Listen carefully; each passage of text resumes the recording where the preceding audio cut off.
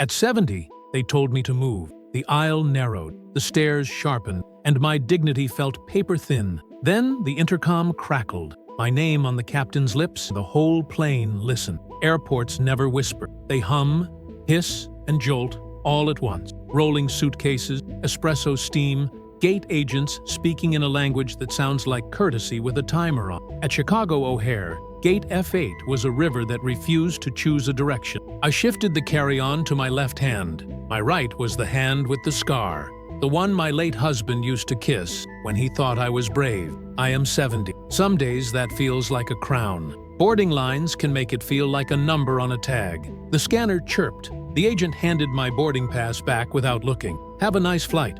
It sounded like a wish for someone else. I stepped into the jet bridge, a tunnel of manufactured weather that always smells like metal, and decisions you can't take back. Inside the aircraft, the aisle looked narrower than it ever had. Elbows, backpacks, apologies spoken as punctuation. I walked counting seat numbers the way you count a prayer. 29, 30, 31, and there, 32C, aisle, mercy. I eased my bag into the overhead and sat with a care that I hoped looked dignified and not slow. The armrest was cool beneath my finger. The man at the window already had his hat pulled low. The middle seat was empty. A breath I didn't know I'd been holding came out in one long, quiet thread. "Excuse me?" The voice came from above. A young woman in leggings, impatient. A man behind her, taller, wearing a look I remember from high school hallways. "That's our seat," she said. I blinked, touched the boarding pass, showed the row and the letter like a child showing homework. 32C, I said. "That's what they gave me." She rolled her eyes toward the man behind her. He lifted his phone, a boarding pass glowing like proof of a crime. "We paid for this row," he said. "It's comfort."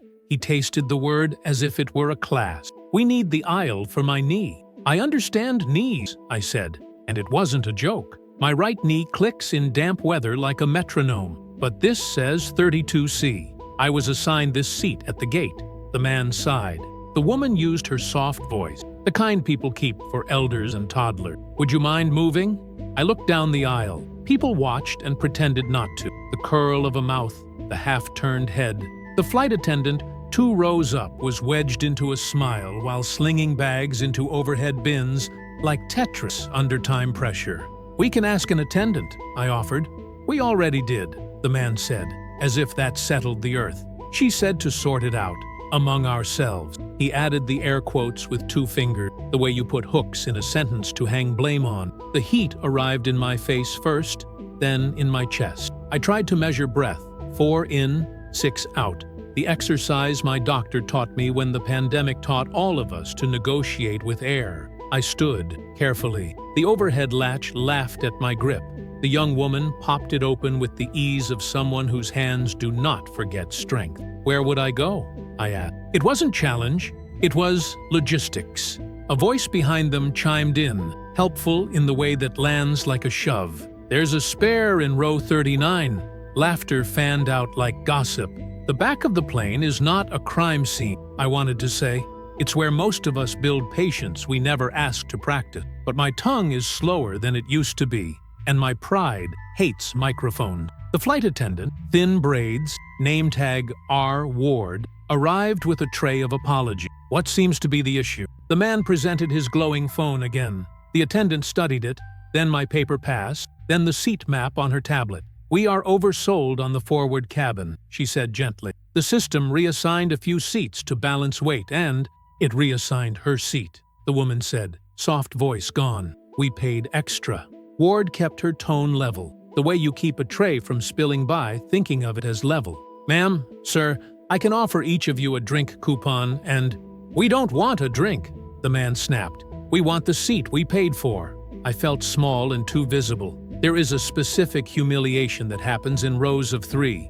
You can't leave without making more of a scene, and staying feels like agreeing to be furniture. My husband used to joke that I could kill a room with 1 raised eyebrow. Today, my eyebrow was a tremor. "I'll move," I heard myself say.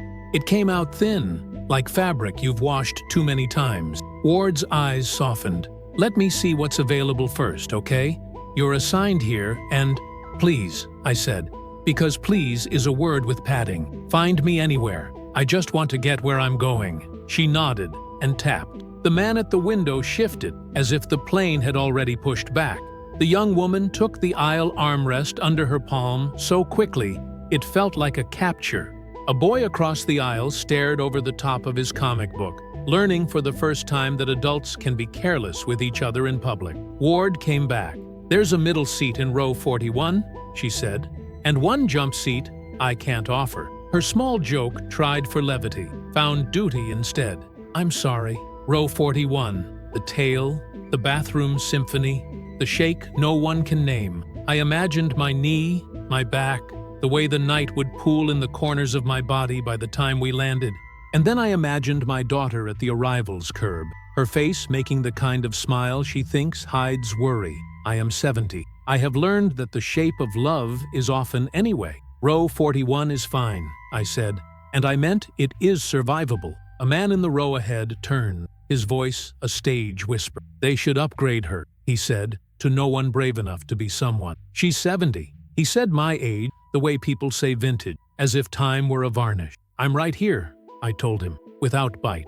"And I'm old enough to handle a seat." Ward touched my shoulder with the back of her fingers. Permission, asking permission. "I'll help you with your bag." From somewhere near the front, a new voice floated back, not yet amplified by speakers, but trained to fill space without shouting. It didn't ask, it addressed. "Excuse me, folks." People turned the way birds do when a distant sound suddenly belongs to them. The voice came again, this time through the intercom, warm and crisp, the accentless professionalism you get from too many hours above weather. "Good evening, ladies and gentlemen," it said. "This is Captain Harris up front. We'll push in a few minutes, but first, I need to clarify something about our seating tonight." Ward froze, tablet at her chest. The young woman's fingers flexed on the armrest. Even the hat at the window lifted a fraction, curiosity wrinkling the brim. The captain continued. "Our system reassigned several seats during pre-boarding. It did not, however, revoke anyone's dignity. If you hear me call a passenger's name, it's because our crew has noted a situation that requires my voice, not more pressure." Air changed. You could feel it. Molecules scooting over to make a little room. Ward glanced at me. My name lives easily in small rooms. Hearing it in a cabin felt like standing at the edge of a stage. "Mrs. Eleanor Park," the captain said, and my heart tripped on the first syllable. "Please, stay where you are for the moment. We're going to sort this properly." Silence. Fast, clean, decisive. The man with the glowing phone closed his mouth. The young woman's eyes flicked between me and the ceiling, as if the speaker itself had chosen sides. "Here's the rule we'll follow," Captain Harris said. "If you are able-bodied and under 70, you will be the first asked to accommodate a reassignment. If you are traveling with a medical need or a small child, our crew will keep you where you are. If you are a guest like Mrs. Park, who is traveling alone, you will not be pressured to move by other passengers. That's not how we do business." The hat at the window lowered again, head bowed as if in prayer. Across the aisle, the boy with the comic book whispered. He said her name. His mother squeezed his knee to remind him about volume and reverence. Ward let out a breath that loosened her shoulders. "I'll be right back," she told the couple, whose expressions had rearranged themselves into something less certain. The intercom clicked once more. "And just to be clear," the captain said, a smile audible in the edges, "anyone feeling urgent about a specific row number is welcome to talk to me when we land. I'll be at the door." Laughter came then, small, grateful, a release valve hissing. Not cruel, human, the kind that turns tension into community for 10 seconds at a time. Ward met my eyes. "Stay," she mouthed. I sat down, not because I'd won, but because someone with actual authority had remembered what authority is for. The armrest under the young woman's hand became neutral ground again. The man with the phone looked at the floor, then at the window, then at his watch, as if time might rescue him from his own certainty. The cabin shifted back into the business of leaving the ground, but a new rule had been set, and everyone had heard it. My name was in the air, and for once it didn't feel like a summons. It felt like a seatbelt, clicked into place by a voice built to carry. The intercom clicked off and left a hush shaped like my name. For a heartbeat, no one moved. Then the cabin exhaled in creaks and zippers, and the soft percussion of people clearing their throats to say nothing at all. R. Ward straightened. Authority returned to her shoulders like a jacket that finally fit. "Thank you for your patience," she said to the row, but the whole cabin obeyed. She lifted her tablet, scanned, tapped. "We'll get you taken care of," she told me quietly, and the way she said you landed like a hand on a small of a back, guiding without pushing. The man with the glowing phone tried to find his old certainty. "We paid for this row," he repeated, voice lower now, like a rehearsal he wasn't sure he believed in anymore. "And you'll have a row," Ward said, not unkindly, not negotiable. "We've got a pair opening in 21, aisle and window." She glanced at the young woman's knee, perfectly healthy, impatient enough to bounce. "Plenty of space." "How convenient," he muttered. "Convenience is a moving target," Ward replied, then switched to crew speak. "Folks, we're just going to clear the aisle while we finish reseating. If you're still standing, tuck in where you can." Across the aisle, the boy with the comic book whispered, "He said her name like a teacher." And his mother hushed him with a smile that wasn't a scold. People were looking differently now, less like spectators, more like neighbors. It didn't erase the sting of moments ago, but it sanded the edges. A hand appeared over my head, palm open under my carry-on in case it slipped, while Ward repositioned. I looked up into the face of a woman with silver hair cut short, the kind of practical haircut that says, "I have learned which battles are worth a blowout." "I've got it," she said. Her wrist had a medical bracelet like mine. We shared that knowledge without saying the words. "Thank you," I told her. 72, she said, eyes bright. "We contain multitudes." The couple conferred in little, frustrated nods. Finally, the man stood, movements stiffer than his bone. The young woman slid out into the aisle in a rustle of leggings and injured pride. They gathered their things without looking at me. I didn't need their eye contact. I needed air I could breathe. Ward gestured them toward row 21, where a pair of college kids had already offered to swap, one of those silent economies that run under official systems like underground rivers. The kids were grinning, pleased to be useful, the way generosity sometimes makes you taller. "Thank you," Ward told them with real relief. "Teamwork," one said, as if he'd invented it. A man 2 rows forward turned in his seat, a face like the moon, round, open, not young. "Captain's right," he said to no one and everyone.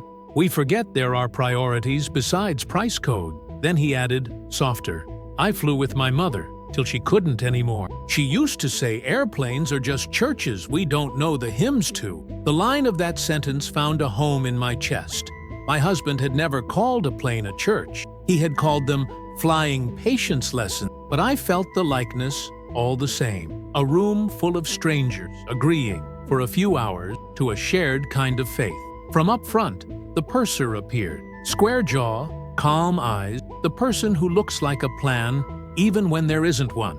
"Mrs. Park," he said, crouching so we were eye level. "I'm Purser Kent. Captain Harris asked me to make sure we get this right. There's a seat open in row 8, bulkhead aisle. Quiet, extra legroom. If you'd prefer to stay where assigned, that's fine too. Your choice." My choice. So many times in rooms like this, my choices have been narrowed to a shrug. I considered the length of the aisle, the shortness of my breath, the ache of my knees when I have to sit without an inch to spare. Row 8 sounded like dignity with a cushion. "I'll take row 8, I said. The purser's smile was small and honest. "Right this way." He turned to Ward.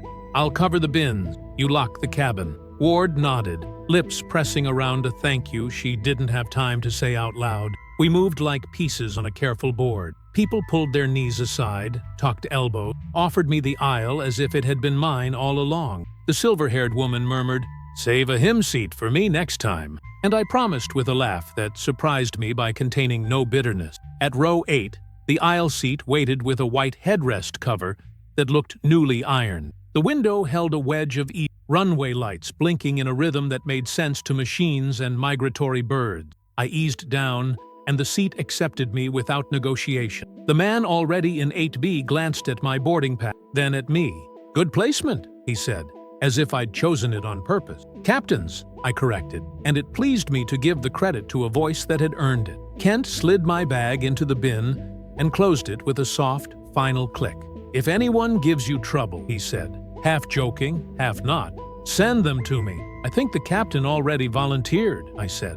"We fight over who gets to be scary," Kent replied, then softened. "We'll take good care." He moved on, and the cabin resumed the choreography. Safety cards lifted, buckles tugged, latches latched. Ward's voice returned, laced with relief. "Ladies and gentlemen, we're buttoned up. We appreciate your kindness," while we sorted a few seating issues. As she spoke, I glanced back. The couple were settling into their new row, muttering privately. I didn't wish them harm. I wished them the knowledge of the weight they'd tried to hand back to me. Sometimes the lesson arrives like a captain's voice. Sometimes it arrives like a draft that doesn't go away. The demo played. I watched with the attention of someone who has spent a lifetime outliving the odds. Across the aisle, a girl of about 8 narrated the oxygen mask part under her breath, having made a game of preparedness. Her mother squeezed her hand. The girl wore a bandage with cartoon stars at the crook of her arm. We smiled at each other over the aisle, a treaty between those learning to manage vulnerability and those who have for years. We pushed back from the gate.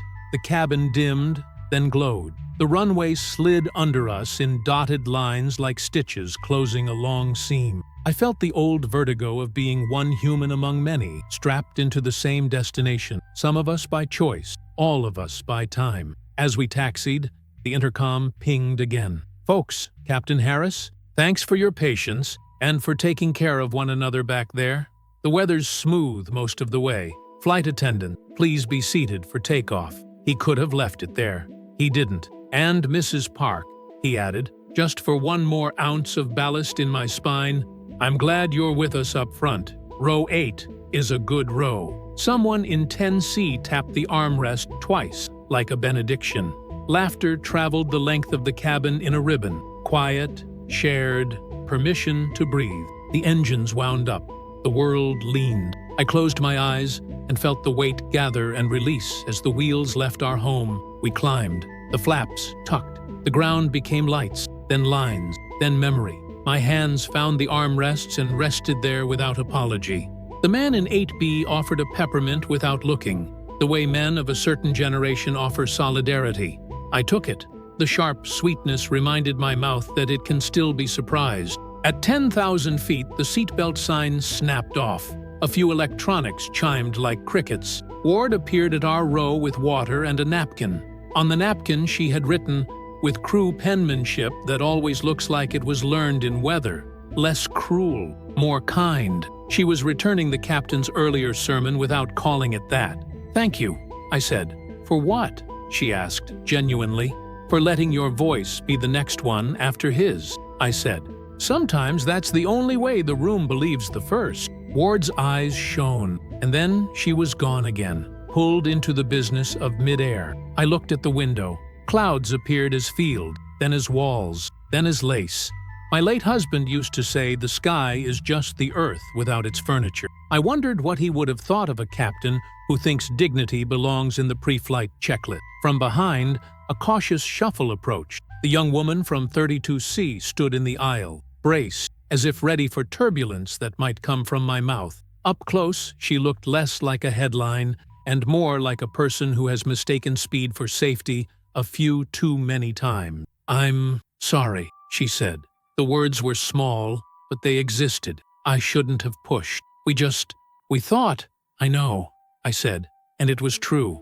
I know how thinking narrows when you feel entitled to the shortest line between you and what you want. "Thank you for saying it now." She nodded, glanced toward the front, as if expecting censure to fall like a mask from the ceiling, then retreated. When she reached row 21, the man with the glowing phone put his hand over hers and squeezed. Human, after all. The purser passed again, a quiet orbit. "Anything else I can get you, Mrs. Park?" "Maybe a fragment of the captain's courage," I said. He grinned. "We pour that by the cup around here. Comes in water." He set a fresh glass on my tray. The cabin settled into its true altitude. The time where strangers become scenery, unless the story reaches over the armrest. I let my eyes close and pictured my daughter at the arrivals curb, tapping the roof of her old Corolla twice for luck. Before I opened the door, I pictured telling her about the captain, about Ward, about an entire row learning where their voices should point. At 70, I have forgotten many names. Tonight, I learned a few that might stay. Harris, Ward, Kent. Names threaded through a sentence I didn't know I needed. Stay where you are. We'll sort this properly. It was the grammar of belonging, spoken over the hum of engines. When the cart rattled, and the ice chimed, and the first star pressed itself against the edge of evening, I realized what had happened to the weight I tried to check at the gate. It hadn't vanished. It had been redistributed, carried by a voice, shared by a room, reduced to something one woman with a peppermint and a napkin could hold without breaking. By 30 minutes into the climb, the plane had found its rhythm.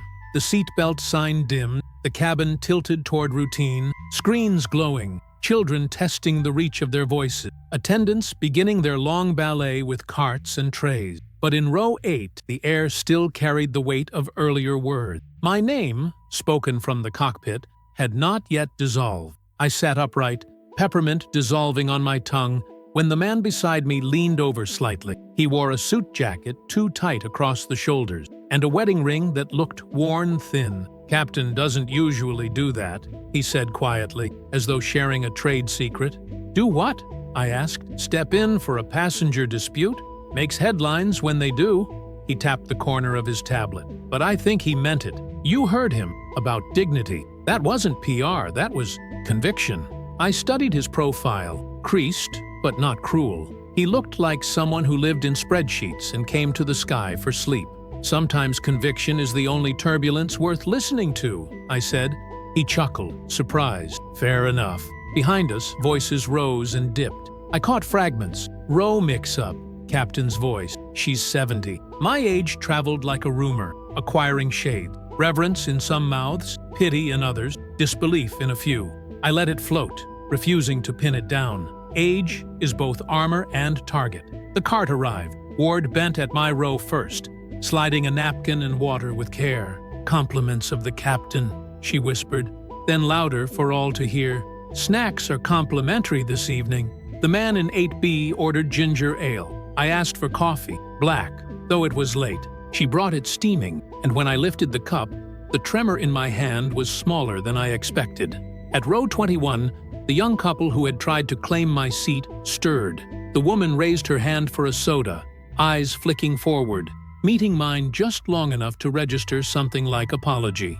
The man kept his gaze fixed on the window. I wondered whether shame feels different at 30 than at 70, or whether it's the same knot in the stomach, no matter the year.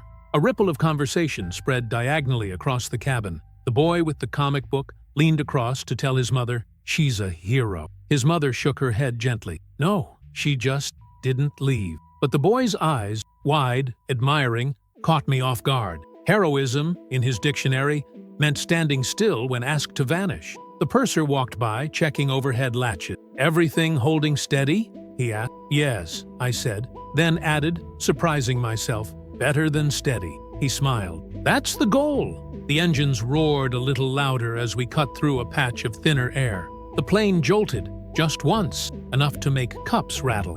Gasps dotted the cabin. The boy recited his new mantra, "Plant your feet, touch the armrest." A chorus of nervous laughter followed. Even turbulence bowed to repetition. The man in 8B turned to me again. "Funny," he said. One voice changed the whole cabin. The captain, not yelling, not threatening, just clear. I thought of my late husband's advice for argument. Say it once, say it plain, then stop. Anything else is bargaining. Maybe the captain had learned the same lesson at 35,000 feet. I sipped my coffee, warmth spreading through me. My humiliation had not disappeared, but it had been reframed, lifted out of private shame and into shared story. And stories, once shared, belong to everyone. As I set the cup down, a realization settled over me. The silence that had followed my name was not emptiness. It was agreement. For a few fragile minutes, an entire plane had chosen to listen. By the time the sun dropped behind the wing, the cabin had settled into the private business of traveling, strangers becoming silhouette, screens turning faces sea blue, the aisle blooming and emptying in patient cycles. Somewhere aft, a baby hiccuped sleep. Somewhere forward, Ice clinked like a tiny bell choir each time a cart moved. The plane felt less like a vessel and more like a long breathing room. Ward touched my shoulder with the back of her fingers, her way of knocking without sound. "How's row 8 treating you, Mrs. Park?" "Like a chair with manners," I said, and she laughed in the quiet way crew laughs when they're rationing energy for a long night. She lowered her voice. "Captain Harris asked me to check whether you'd be comfortable saying hello after landing. No pressure. He keeps a small list of reminders for himself." "Reminders? To do the obvious things sooner," she said. "He likes to put a face to the lesson he almost missed." I thought of the moment in 32C when I had started to stand, because standing is what old women do when rooms decide they don't belong. "Tell him I'd be glad," I said, "if I'm still upright." "You will be," she said, as if blessing were part of her service manual. She set a cup on my tray, decaf, the kind that believes in itself. Across the aisle, 8D flipped through a paperback with tabs like flags, the way students mark a text they plan to argue. He met my glance. "You held the line," he said. "I had help," I replied, tipping my head toward the ceiling speaker. He nodded. We all did. From row 21, movement. The young woman who had wanted my seat stood again, hesitated, then started down the aisle toward the galley, wringing her hands like a towel that would not dry. Ward caught her eye and redirected her. A subtle shepherding that kept apology from becoming performative. Later, when the cabin dozed, she stopped at my row, did not speak, just reached for the armrest and gave it a brief squeeze, as if we were at a funeral and she'd run out of words. I squeezed back. It was enough. The cart returned. The man beside me ordered another ginger ale. He gestured toward my empty ring finger. "I lost mine last year," he said, and it was a confession, not a flirtation. 10 years, I said. Sometimes it feels like yesterday. Sometimes it's a calendar I don't recognize. "Airplanes make grief louder," he said. "They also make mercy louder," I answered, surprising myself with how easily the word came. He smiled into his cup. "Point taken." We hit a seam of rough air. Nothing dramatic, just a jostle that made loose thoughts jump. The teenager across the aisle started his mantra again. "Plant your feet, touch the armrest." And this time 3 people echoed him on purpose. A call and response invented out of thin air. Someone in 10C added, "Sip, don't gulp." Laughter hummed like a low-voltage current. The fear didn't vanish, it got organized. I closed my eyes and listened to the plane's architecture speaking. A door's faint rattle, a fan's endless vow. The wings flex like a shrug learned over continents. When I opened them, Purser Kent was there, one hand braced on the bulkhead. "I brought you something from the captain," he said, placing a folded card on my tray. On the front, in tidy cockpit script, "Mrs. Park." Inside, "Thank you for staying seated while we learned where to stand. CH." I traced the sentence with my finger. "He writes like a man who's practiced landing." "Every day," Kent said. He lingered. "Mrs. Park, may I ask, only if you want to say, why this flight matters?" The question was clean, not prying. I could have shrugged it off. Instead, I pictured my daughter in her apartment kitchen, reheating soup she would insist I taste. Before she told me the news I had flown to hear with my own ears, biopsy results. The good kind or the bad? We didn't say which on the phone because some words you don't spend over a connection that can drop. "Family," I said, "and time." He nodded the way crew nod when they've transported every possible version of urgency. "We'll get you there," he said, and it sounded like more than logistic. Row 9's call light pinged. He slipped away. The aisle filled and cleared. A man in a veteran's cap asked a child about her book. She read him 3 pages with the seriousness of a court clerk. A woman with an oxygen concentrator traded her window for an aisle so a father and son could sit together. The father tried to pay her in miles, gratitude, anything. She refused them all with a smile that looked like sleep she finally expected to get. I thought of how close I'd come to row 41, to the ache and the long walk, and the lesson I would have taught my body about taking what hurt, because that's what was offered. I took the card from the captain and slid it into my wallet behind my ID, a snug place I reserve for sentences I may need to hand to strangers at inopportune time. Somewhere after midnight by the plane's stubborn time zone, the cabin dimmed again. Screens went dark, then brighter, then dark. The boy with the comic slumped against his mother's shoulder. She kept turning pages after his eyes closed, as if finishing the story might keep the plane aloft. A soft scrape at my elbow. The man from 8B had torn his peppermint wrapper into a perfect spiral. "My wife used to do this," he said, surprised by his own hands. "Made the wrappers into flour. Said they needed one more purpose. Maybe we all do," I said. He tucked the paper flour into his empty cup and set it on the tray like a grave marker for an old habit. We flew on. When the attendants did their last water pass before descent, Ward's smile held a mischief I hadn't seen. "The couple in 21 asked if they could buy you anything," she said. "We told them the catalog doesn't list absolution. Water will do," I said.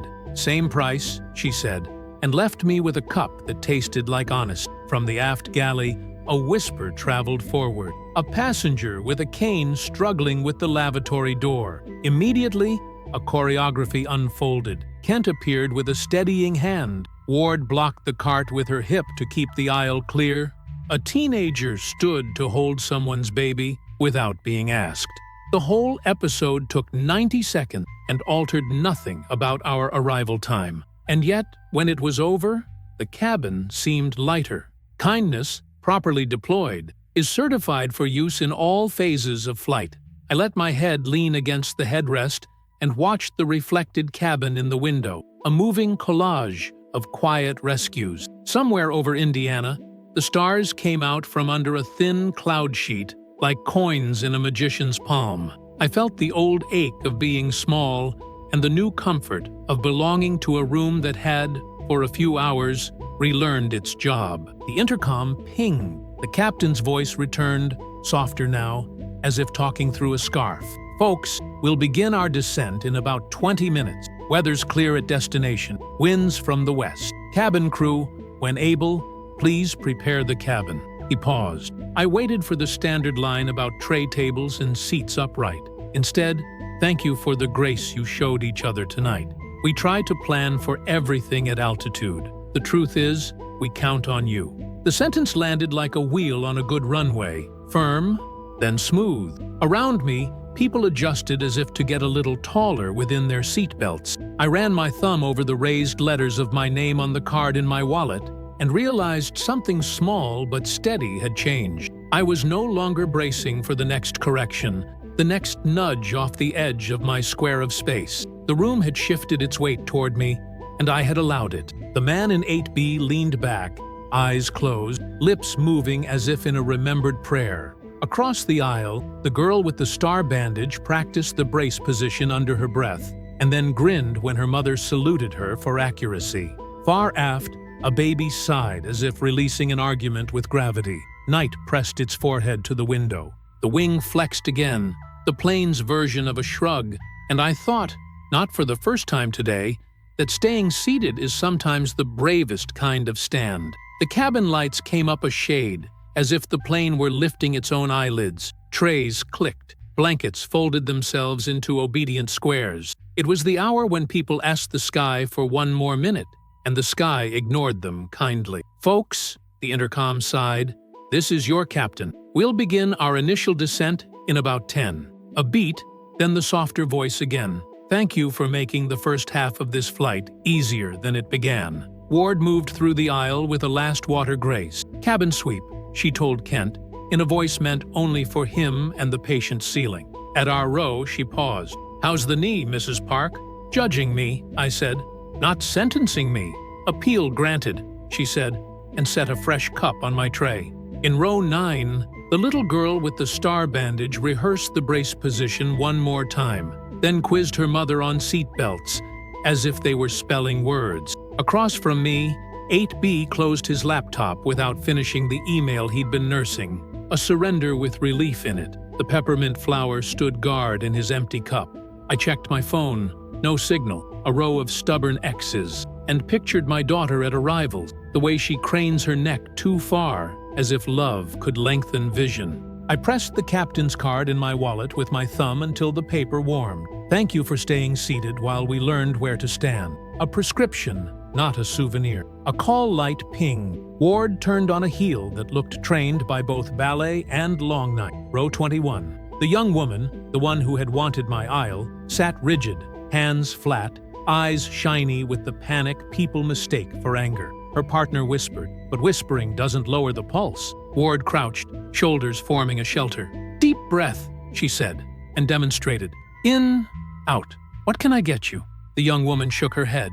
"I'm fine," she said, meaning, "I'm not fine, but I'm not going to leak in public." Then she stood, wobbled, and stopped short in the aisle, caught between pride and physic. "Hold here," Ward said, placing the woman's hand on the top of a seat back. "We'll keep the aisle clear." She glanced toward me, the faintest request in her eyes, and for a second, I saw my granddaughter the year she learned the power of asking, not ordering. I unclicked my belt, stood as carefully as a drawn thread, and took 2 steps aft. "You can borrow my square of floor," I told the woman, "until you remember yours." Her eyes flashed surprise, then gratitude, then embarrassment. "I'm sorry," she blurted, the words out before she could dress them. "For earlier, we were in a hurry to be comfortable. Happens at every age," I said, "but you don't have to let it define your next 10 minutes." I held her gaze long enough to be a mirror, not a judge. She nodded, gave one dry laugh that said, "Okay,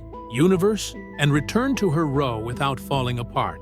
Ward's hand brushed my forearm as I passed, thanks delivered by nerve ending. We made our little landings, one after another. A father settling his son's headphone, a woman tucking an oxygen tube behind her ear like hair, 8B offering me the aisle for a stretch without ceremony, small stewardships. The plane lowered through a layer of cloud, and the windows went from mirror to milk. The captain pinged again. "Cabin crew, please prepare the cabin for arrival." His voice carried a quiet satisfaction, the tone of someone who has watched a potentially bad night return to ordinary. Kent reached our row for the final check. He glanced at the peppermint flower and grinned. "We're cultivating," he said. "Planting our feet," I replied, and the phrase made him laugh, then wipe his eyes as if pressurization were to blame. As he moved forward, a gentle commotion started 4 rows back. The man in the veteran's cap struggled to stand, cane pinned under his seat by an overeager carry-on. 2 passengers moved at once to help, and nearly tangled. Then they choreographed themselves without speaking, one freeing the bag, the other steadying the man's elbow. He straightened, surprised at his own height, and patted both hands like he was blessing altar boys. "Semper Fi," he said to no one in particular, and I didn't need to know the song to hum along. The nose tilted down, a whisper. Pressure found the soft places. Ears, throats, quiet promises. Faces tilted toward windows to catch their first glimpse of the world arranged into human scale again. Roads like ruled lines. Ponds like dropped coins. Subdivisions laid out like tidy arguments. The boy with the comic book breathed on the glass and drew a winged stick figure in the fog. Small art for a temporary gallery. The man in 8B cleared his throat. "If you don't mind me saying," he began, "they're going to talk about this flight down there." He gestured vaguely toward Earth, news feeds, dinner table. "The captain, your name, all of it." "And what will you say?" I asked. He considered. "That a voice can be ballast. That we land better when someone says aloud what we forgot to practice. Put that in your email," I said. "It's going to the person I keep not apologizing to," he admitted, and the confession made space for a kindness I didn't have to spend. We dipped again. The seatbelt sign dinged its final authority. Ward's smile thinned into her landing expression, concentration with a ribbon of hope. She took a last walk, fingers brushing headrests as if blessing each one. At our row, she leaned in. "Captain will meet you at the door," she murmured, "if you're up for it." "I am," I said, and felt the truth of it in my knees. We broke through the last veil of cloud, and the runway lights appeared, pearl beads on black velvet, then brighter, then close. The engines shifted, the wings' flaps lifted their small, honest prayers. A hush gathered. Not superstition, attention. Every landing is a test you take together. The wheels met Earth. Not harsh, not soft, true. The kind of touchdown that lets you exhale without calling it relief. Brakes murmured. Reverse thrusters growled. The peppermint flower shivered in its cup and kept standing. We slowed to our human pace. Applause dotted the cabin. Started, stopped, started again. Not the awkward kind that tries to audition joy, the practical kind that says we did it in a language everyone speaks badly but understand. The captain didn't come on to accept it. He let the clapping be ours. As we turned off the runway, phones came alive in hands like birds released. Signal bars rose. Messages rushed in with their separate urgencies. Mine chimed once. Landed? I'm at door 3. Take your time.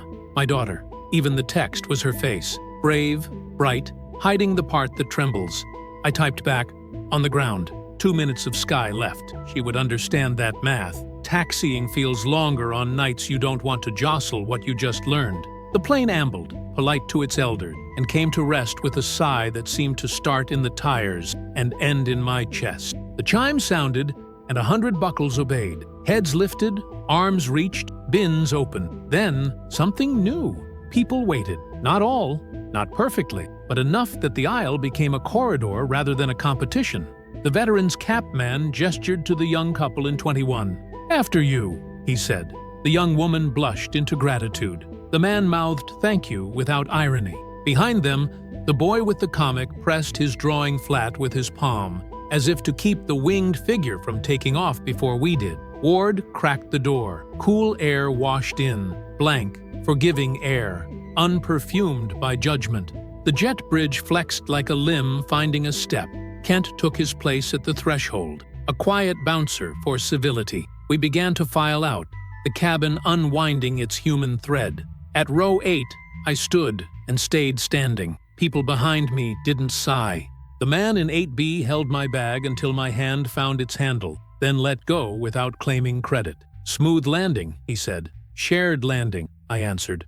We inched forward. When I reached the door, Captain Harris was there, hat tucked under his arm, lines around his eyes deeper up close, the kind that come from sun, and squinting at tiny instruments and maybe refusing to let other people do his job alone. He didn't offer a hand first. He offered his attention, which felt heavier. Mrs. Park, he said, like a name he was grateful to have learned in time. Captain, I replied. I meant what I said, he told me, quieter than the intercom allows, about how we do business. I should have said it sooner.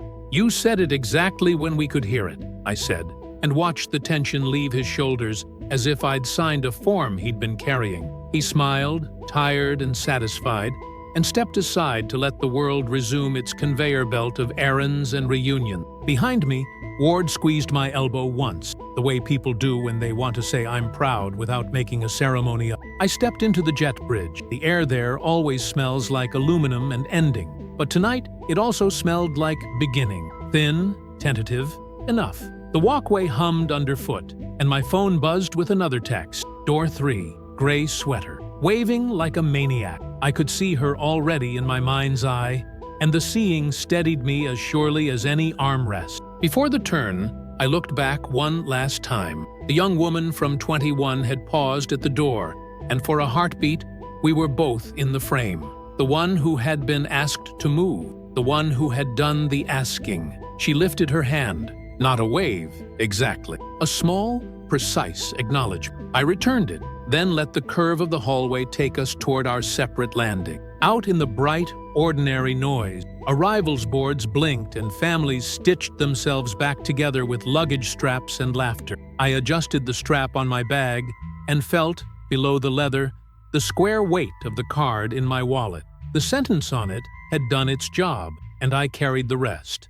An evening's proof that a crowd can be taught a new hymn mid-flight if someone starts the tune and someone else holds the note. The jet bridge released us into the fluorescence of the terminal. It was the kind of light that erases shadows, but tonight people carried their own, longer, softer. We moved in a hush, not typical of late-night arrivals.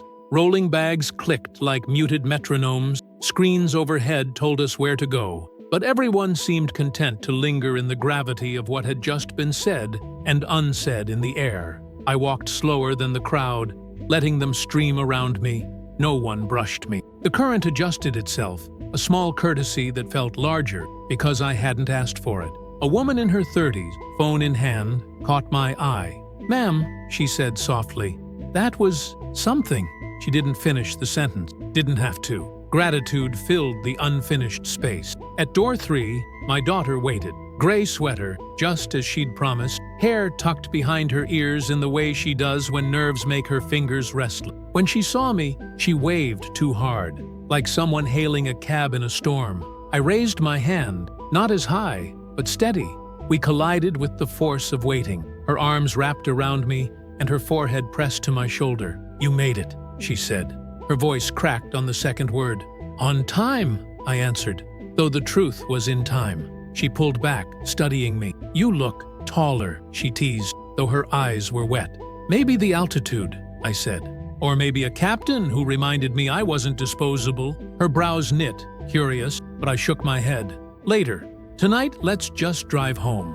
As we walked toward baggage claim, snippets of conversation floated behind us. The captain, an older woman, stood her ground. My story had already slipped from ownership into folklore.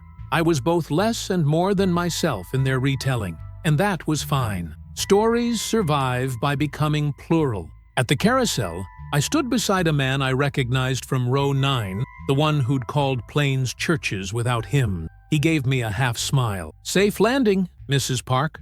"You too," I replied. He tilted his head. "They'll talk about this flight, but what matters is how we talk about it to ourselves." I nodded. My daughter tugged my sleeve just then, pointing at my bag as it appeared. Scuffed, loyal, still mine. She pulled it down for me without asking, and I let her. Accepting help was not surrender. It was participation. Outside, the air was cold and bracing. Cars honked. Headlights carved the night into urgency. But under the ordinary chaos, I carried a new rhythm. The memory of silence, and the captain said my name. Not the silence of dismissal, but of listening. For 70 years I had learned to yield, to fold myself small in crowded places. Tonight, the sky itself had expanded around me. On the drive home, the city slid by like a film played a click too slow. Storefronts shuttered, traffic lights cycling for ghosts, puddles holding the streetlights like small, faithful suns. My daughter kept both hands at 10 and 2, the way she does when she wants to look in control for me. The heater breathed a steady lullaby. The wipers nodded at the world's insistence on being a little messy. "You said, later," she ventured, "about the plane." "Later is now," I said, and told her. Not the headline version,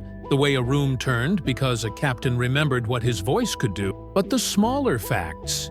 Row 32, a couple practicing entitlement like calisthenics. The tremor in my hand that steadied when someone used my name like a seatbelt. How Ward's napkin held a sermon in 3 words: less cruel, more kind. She listened the way good nurses and good daughters do, face open, silent, that invites. When I finished, she exhaled and looked older than 35, which is how love keeps time. "I wish I'd been there," she said. "You were," I answered, and touched the spot on my shoulder where she'd pressed her forehead at the door, in all the ways that counted. We rode a few blocks in peace. Then she said, almost apologizing to the dashboard, "My appointment is at 9 tomorrow." I nodded once. "We'll go together." She chewed her lip, and the child I raised flashed through. The one who used to stand on the couch to announce her day. The one who learned to braid her own hair because I couldn't do it tight enough. The one who keeps 3 extra blankets in the trunk because someone might need one. "If the news is bad," she said, "we'll still have tonight." "If the news is good," I said, "we'll still have tonight." We invented a truce like that when her father died. Honor the hour you have as if it's the one that will echo. The trick is remembering it when paperwork and fear arrive in the same envelope. At home, we did what families do after airports. We put the kettle on. We stood in the kitchen bright as a lighthouse and didn't talk about tea leaves or omens. We talked about the neighbor's dog and the hole it insists on digging, about the crooked picture we never fix because its tilt is a map we know. Normal is a kind of medicine. When she finally sent me to the guest room to sleep, "Doctor's orders," she said, stealing authority she doesn't own but wears well, I set my bag on the chair and opened my wallet. The captain's card sat there like a pressed leaf.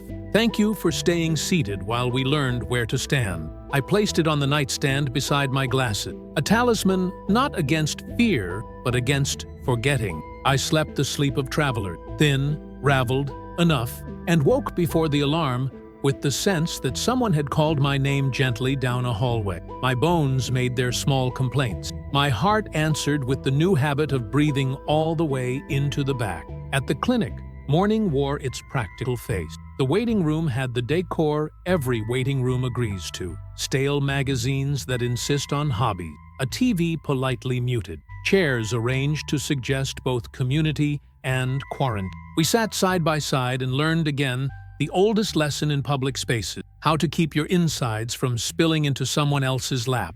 When her name came, my daughter's, not mine, I squeezed her hand. "Whatever it is," I said, "we'll sort this properly." Her smile flickered in recognition. She'd heard the echo I meant her to hear. Time did the thing clinics teach it to do, stretch enough to make kindness heavy and impatience cheap.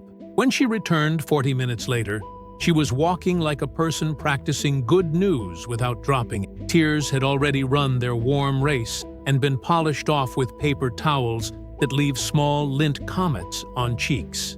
"Benign," she said, and the word landed in me like wheels on a familiar runway. Firm, true, then smooth. She laughed and cried, and then laughed at crying. And I did all of that on a delay, the way old radios catch a song a beat behind and still know the chorus. We hugged in the hallway where everyone pretends not to stare, because staring is expensive. A nurse passing by gave us the small smile of a person who collects arrival. "Good morning," she said, and I loved the neutrality of it, the way it made room for all versions of the day. On the way back to the car, my daughter squeezed my arm. "You looked taller just now," she said. "I had help," I replied, and didn't mean height. At home, we made the kind of breakfast you make when the future loosens its jaw.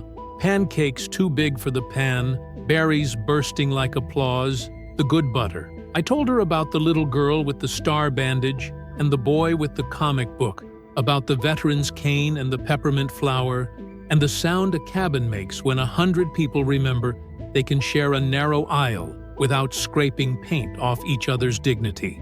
She pulled out her phone. "People are posting about your flight," she said. "Someone called it the plane that learned a hymn mid-air." She scrolled, reading aloud fragments, some precise, some embellished, all attempts to articulate the feeling that had made us a temporary congregation. I was both embarrassed and grateful, two ingredients that, at 70, I know how to fold without ruining the batter. A message pinged from an address with wings in the logo. It was short. "Mrs. Park, thank you for your patience last night. If you ever fly with us again, please let the gate agent know you're on board. We'd like to be at our best for you from the start. R. Ward and C. Harris." I wrote back the only sentence that felt true and not greedy. "Thank you for remembering what your voice is for." That afternoon, the world resumed its errand. I watered plants that don't repay devotion proportionally. I called a neighbor about borrowing a ladder and ended up on the porch drinking coffee that had no right to be so good. My daughter took a nap that looked like a blessing with an alarm. Now and then, the day would tilt, and I'd feel the old reflex, the one that prepares you to step aside, to shrink your square, to be portable. Each time, I practiced the correction we learned at altitude: plant your feet, touch the armrest, remember your job. It worked on sidewalks, too. At dusk, I walked to the end of the block where the sky performs for free. The streetlights came on in sensible order. A jogger nodded. A kid on a scooter took the corner like a pilot. I took the card from my pocket one more time, not to reread it, but to hold the weight of a sentence that had done the work it came to do. What do we keep after landing? Not the boarding pass, those fade to chalk. Sometimes not even the names. They blur at the edges, like contrails. We keep the practiced, usable courage. A voice offered at the moment a room needs direction. We keep the discipline of noticing the person who is about to choose smaller, because we made the air thin. We keep the rhythm of a crowd deciding to listen. At 70, I have learned that justice is not always a gavel. Sometimes it is a captain saying a name into a room and then standing at the door to be accountable to it. Sometimes it's a flight attendant's napkin, a purser's steady hand, a stranger's peppermint flower, a couple in row 21 understanding that comfort isn't a right you win with a glare. Sometimes it is a daughter walking out of a clinic with the word benign riding shotgun. I am not taller, not really. I am simply standing where I was asked to sit and letting the rest of the plane adjust around the truth. The hymn is simple enough to memorize, less cruel, more kind. The melody is a voice anyone can carry, and the measure, I learned somewhere between cloud and city, is not how quietly you disappear, but how steadily you remain when staying helps the room land right. The night cooled, a neighbor's porch light clicked on, untheatrical and exactly on time. I tucked the card away and went inside, where my daughter was setting the table with the good plates and a grin that reached all the way back to her baby pictures. We ate, we laughed, we washed dishes by hand because the noise of the machine felt like too much tonight. Before bed, I tapped the roof of my own house twice, an old private ritual, and whispered a thank you to the day for making room. Tomorrow will have its own turbulence. I am not worried. I know where to plant my feet.